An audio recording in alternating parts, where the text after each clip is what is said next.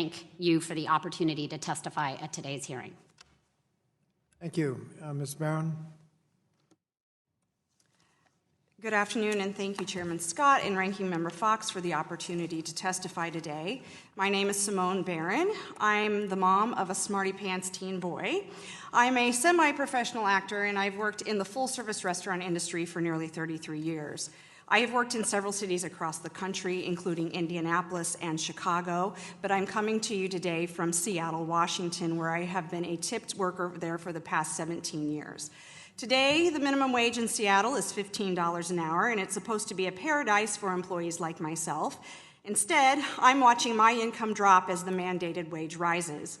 As I have learned that Chairman Scott has proposed to raise the federal minimum wage to $15, I'm here to tell you, to warn you, and to share with you my experience as a full-service restaurant worker living in a city with a $15 an hour minimum wage. To understand my predicament, you first must need to understand my industry a bit. Control over my earnings is one of the biggest perks of working in the restaurant industry. The harder I work to show hospitality to my guests, the better my tip, and that's an average of 20% that I can garner on about every bill. The standard tipping model also has a cost of living increase built into it too. As the cost of goods go up, menu prices go up, and so do my tips. Contrary to the rhetoric of my industry's critics, I am not forced to rely on tips. I've been able to thrive on tips. Historically, in short 4 to 6 hour shifts, I can earn $25 to $50 an hour, and that's enough to make a life for myself and my son. In Seattle, the rapidly rising minimum wage has upset this beneficial arrangement. Without getting into the nitty-gritty details, you should know that Seattle is one of a handful of locales in the country that doesn't count my tips toward my hourly wage. What this means in practice is that the pressure other businesses are feeling under the 15 is magnified in full-service restaurants. Things have started to change in Seattle in our industry in ways that have negatively affected workers like myself. At my restaurant, it was the loss of tipping. As 15 went into effect, some restaurants made the decision to change the tipping model, either in favor of a flat, stagnant wage or replaced with service charges to substitute for tipping. The math on that is pretty simple. If you're forced to give a raise to tipped employees who are already making hundreds of dollars a night in tips, where does the money to pay for it come from without a huge jump in prices? Well, my employer, who is a leader in our restaurant community, took away tip lines and went to a service charge model in order to keep his restaurants sustainable for as long as possible. Service charges are a mandatory charge to a guest that must be filtered through the employer and in which the employee receives a percentage instead of a customer tip. In my case, I receive only 14% of my sales from a 20% service charge on a bill. So from a $100 sale, I receive $14 on my paycheck as a salary commission instead of the $20 or more in cash tips that I could have received before. The other $6 is then retained by the house to be paid out to support other team employment costs and benefits like insurance and vacation.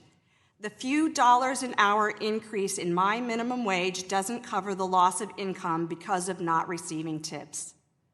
Under a service charge model, it's less about how I use my knowledge and skills to maximize my income. I am no longer bothered to give excellent service to receive that tip, but must instead sell you the most expensive item on the menu to make the sale.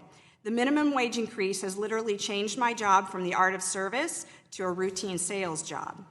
I used to work four shifts a week and made enough money to raise my son, pay my rent, go to school, and be part of a vibrant arts community. With the cost of living skyrocketing and the impact of the minimum wage increase on my income, I had to get a second job and work 6 days a week. I couldn't sustain that pace. Now I worry every month about paying my rent, and this is a worry that I have never had until the minimum wage increase impacted my job. I've had to give up my passion for acting. I no longer can take trips with my kid in the summers, and my smaller income all goes to bills. All my time goes to picking up just one more shift. And I have many friends who have lost their jobs because of the rise in the wage. And these are not people of privilege, these are working folks, people who have invested in their jobs, moved up ladders through experience and education, worked hard to grow their jobs, only to lose their jobs because of a policy forced on their employers. My friend JW is one of those. He worked his way up from a busser to a sommelier over years of experience, but lost his job because the restaurant he worked closed in Seattle because of the minimum wage increase. My friend Ritu was excited when she opened her pizza place. As an Indian female business owner, she was proud that all of her hard work and experience had led her to a place where she could be an owner. After the increase, she closed because she could not make the numbers work. And these are just two of several dozen stories. Now, I understand the typical arguments for legislating higher wage rates, and I especially understand that in Seattle, where the cost of living is incredibly high. But there is no free lunch here. Under our minimum wage increase, tipped workers are losing our incomes and moving backward to $15 an hour.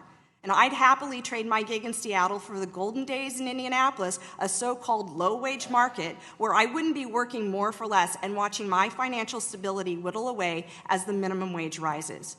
Unfortunately, if Chairman Scott's one-size-fits-all bill is passed, I won't even have that option to consider. Thank you, and I'd be happy to answer questions.